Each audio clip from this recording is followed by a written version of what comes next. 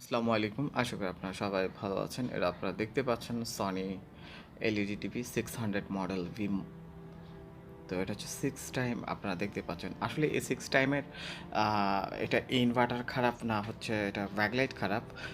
আপনারা যারা বাসায় হোম সার্ভিস করেন বা যারা শপে সার্ভিস করেন, যারা দেখা যাচ্ছে কোম্পানিতে সার্ভিস করেন, তাদের জন্য এই ভিডিওটা আপনারা নিজেরাই শিওর হয়ে নিতে পারবেন আসলে এটা ইনভার্টার খারাপ না ব্যাকলাইট খারাপ। তো সেক্ষেত্রে আপনারা আমার ভিডিওটা সম্পূর্ণ না টেনে দেখতে থাকুন এবং আমার কথাগুলো ভালো করে মনোযোগ সহকারে শুনতে থাকুন।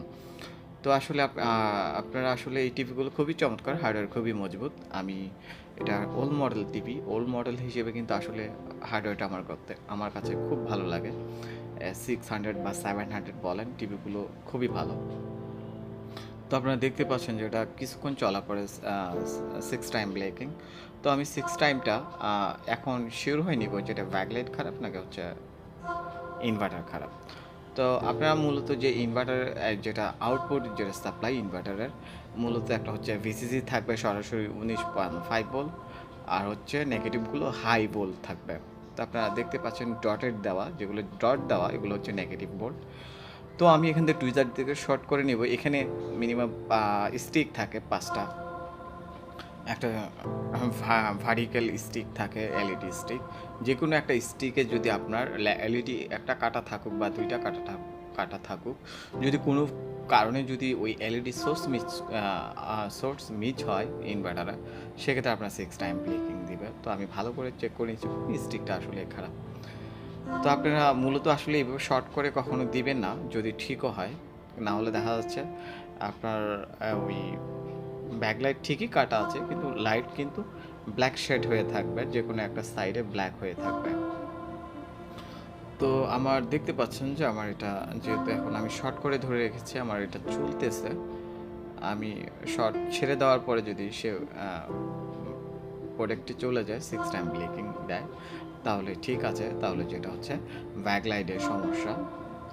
আমি অলরেডি চলতেছে, আপনারা হয়তো আমি আপনাদেরকে দেখাচ্ছি যেটা ব্যাকলাইট জ্বলতেছে। আপনারা ভালো করে লক্ষ্য রাখুন, এই যে দেখতে পেরেছেন যে ব্যাকলাইট জ্বলতেছে। যখন আমি ছেড়ে দেবো এটা ব্যাকলাইট অফ হয়ে যাবে এবং 6 টাইম ব্লিকিংয়ে চলে আসবে।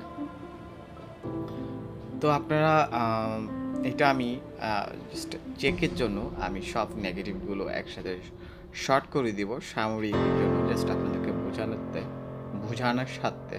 তো সেক্ষেত্রে আপনারা কখনোই শর্ট করে দিবেন না, যাতে আপনার ব্যাকলাইটের কারণে আপনার ইনভার্টার ড্যামেজ হয়ে যেতে পারে। এটা হচ্ছে হয়তো সাময়িক, আপনি ব্যাকলাইটটা আপনি কনফার্ম হয়ে গেলেন যে ব্যাকলাইট খারাপ। আর এই মাদারবোর্ডে যদি 4 টাইম বা আপনারা দেখতে পাচ্ছেন আমি যে শর্ট করে নিয়েছি, শর্ট করে এখন ছবি দেখব, ছবি আসলে কীরকম আছে। অবশ্যই আমি আপনাদেরকে বলেছি যে ব্ল্যাক আসবে ছবি, বা কোনো ধরনের কালো একটা ছায়া দেখা দিবে যে কোনো একটা স্টিক খারাপ থাকলে, আমি আপনাদেরকে দেখাবো। আর এগুলো যদি 5 টাইম 6 টাইম বা মাদারবোর্ড 2 টাইম 3 টাইম 4 টাইম ব্লেকিং হয়, সেক্ষেত্রে আপনারা আমার সাথে যোগাযোগ করতে পারেন। ডিসক্রিপশন বক্সে আমার হোয়াটসঅ্যাপ নাম্বার দেওয়া থাকবে। আপনারা বাংলাদেশে যে কোনো প্রান্তে থাকেন না কেন, আপনারা চাইলে আমার সাথে যোগাযোগ করে আপনারা মাদারবোর্ডগুলো রিপেয়ার করে নিতে পারেন আমার সাথে, আমার মাধ্যমে আপনারা রিপেয়ার করে নিতে পারেন এবং সরাসরি আপনার টেলিভিশন আমার শপে নিয়ে আসতে পারেন। তো আমার শপ হচ্ছে ঢাকা বঙ্গবন্ধু ন্যাশনাল স্টেডিয়াম। তো আপনারা দেখতে পাচ্ছেন কিছুটা পরিবর্তন, নিচের সাইডে দেখেন যে মাঝখানে আলো ভালো এবং উপরে এবং নিচে কিছুটা ডার্ক হয়ে আছে। নিচের একটা স্টিক অবশ্যই খারাপ আছে, আপনারা দেখতেই বুঝতে পাচ্ছেন যে আসলে এটা ব্যাকলাইট